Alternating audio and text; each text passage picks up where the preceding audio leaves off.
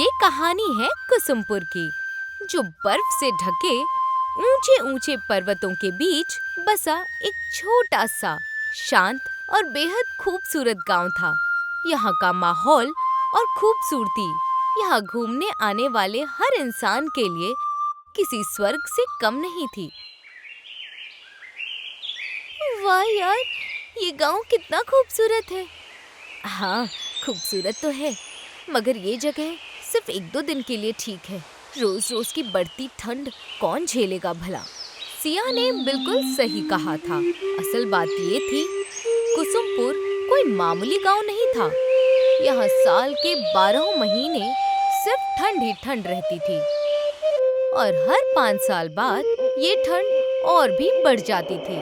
इस वजह से कुसुमपुर की हालत दिन ब दिन बिगड़ती जा रही थी और इसी हालात को बदलने चला था मनीष, जो गांव का एक मेहनती और होनहार वैज्ञानिक था।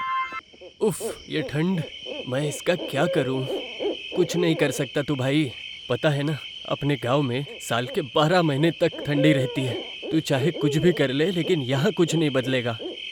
ठंड हर साल और बढ़ती जाएगी और एक दिन हम इसी ठंड की वजह से खत्म हो जाएंगे। चल, अब लैब बंद करने का समय हो गया है। रोहन की बात सुनकर मनीष नाराज हो गया। कहीं न कहीं उसे पता था कि रोहन की बात में सच्चाई है, मगर चुनौती से हार मानना ये बात मनीष को बिल्कुल मंजूर नहीं थी। उसे यकीन था कि आज नहीं तो कल वो इस गांव को ठंड से बचा कर रहेगा।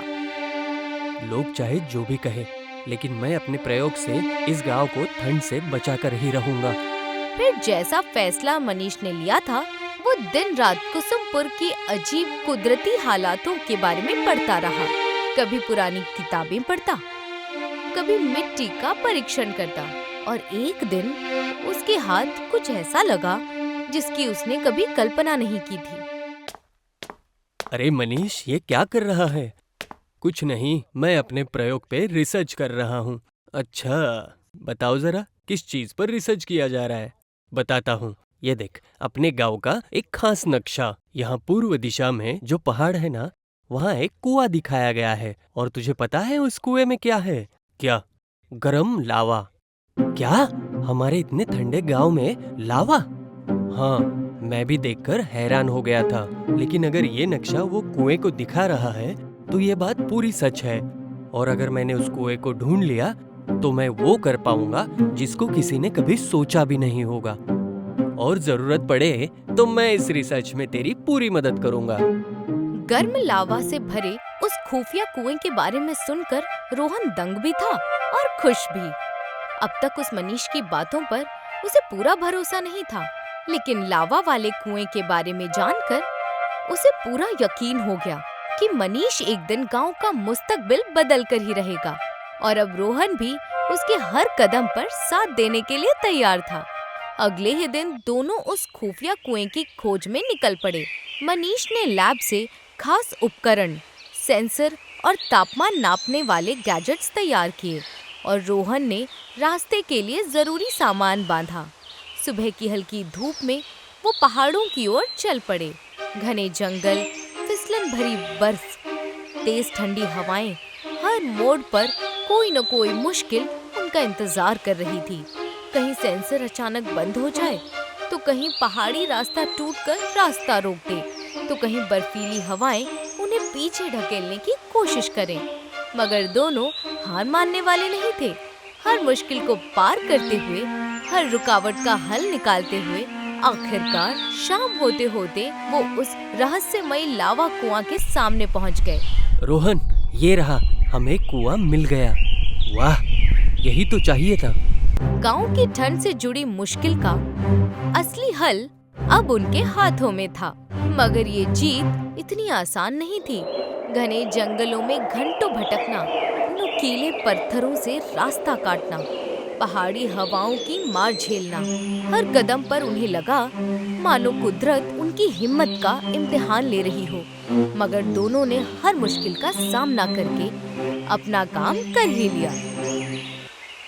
तो रोहन, हम लावा को टैंकर में भरकर लैब तक लेके आए हैं। अब तुझे एक जरूरी काम करना है। बता। तुझे इस जमा किए लावा को छोटे छोटे क्यूब्स में बदलना है। हर 500 क्यूब का एक समूह बनाना है और ऐसे हमें 1000 समूह बनाने हैं। इन्हें हम माइक्रो फैब्रिक में लगाकर एक कोल्ड एंड हीट कंबल बनाएंगे जिसे गांव वाले रोज इस्तेमाल कर पाएंगे। वाह वाह मनीष, लावा के क्यूब से बने कंबल, इस बारे में तो किसी ने आज तक सोचा भी नहीं होगा। देखना, तेरा ये रिसर्च जरूर सफल होगा। मनीष की बात सुनकर रोहन बिल्कुल चौंक गया। ऐसा अनोखा ख्याल उसने कभी सोचा ही नहीं था, मगर मनीष की दूरदर्शिता की वजह से अब ये मुमकिन हो रहा था। रोहन ने बगैर बताए कंधों पर पूरी जिम्मेदारी ले ली। उसने अपने कॉलेज के कुछ नए स्टूडेंट्स की टीम बनाकर काम शुरू कर दिया। उधर मनीष बाकी के प्रोसेस पर काम करता रहा। कई महीनों की मेहनत के बाद कोल्ड एंड हीट कंट्रोल कंबल तैयार हो गया और दोनों ने तुरंत उसे गांव वालों को सौंप दिया। गांव वालों, यहाँ आने के लिए आप सभी का शुक्रिया। जैसा कि हम जानते हैं, हमारे गांव में साल के 12 महीने ठंड रहती है और हर 5 साल बाद ये ठंड और भी बढ़ जाती है। इस बढ़ती ठंड से लड़ना सभी के लिए मुश्किल हो गया है, लेकिन अब चिंता की कोई बात नहीं। आपके इस परेशानी का हल है हमारा ये बनाया गया cold and heat control lava banquet, जो आपको इस कड़ाके की ठंड से बचाएगा। सच? मनीष के इस अनोखे आविष्कार को देखकर गांव वाले हैरान रह गए, मगर जब उन्होंने उस कंबल का इस्तेमाल किया तो मानो जादू ही हो गया। गांव वालों की ठंड की मुश्किल काफी कम हो गई, उनकी सेहत में सुधार होने लगा और जिंदगी फिर से आसान लगने लगी।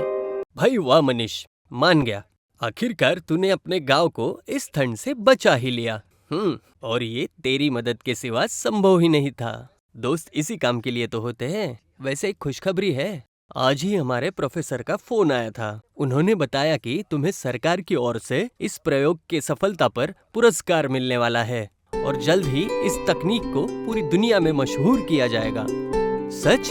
यार, मैंने तो कभी सोचा भी नहीं था। ये तो मेरे लिए सपने जैसा है। सपना नहीं, हकीकत है। तेरी मेहनत और तेरे जिद की हकीकत। रोहन की बात सुनकर मनीष खुशी से भर उठा। उसने कभी सोचा भी नहीं था कि उसका पहला ही प्रयोग न सिर्फ सफल होगा, बल्कि बड़े बड़े लोग उसकी तारीफ भी करेंगे। मनीष का आत्मविश्वास पहले से कहीं ज्यादा मजबूत था। वो आने वाली जिंदगी में नई ऊंचाइयां छूने के लिए तैयार था। आखिरकार मनीष की ये कोशिश सफल रही और उसे उसकी मेहनत का सच्चा इनाम मिला। यही तो होता है सच्चे मन और कोशिश से की गई मेहनत का परिणाम।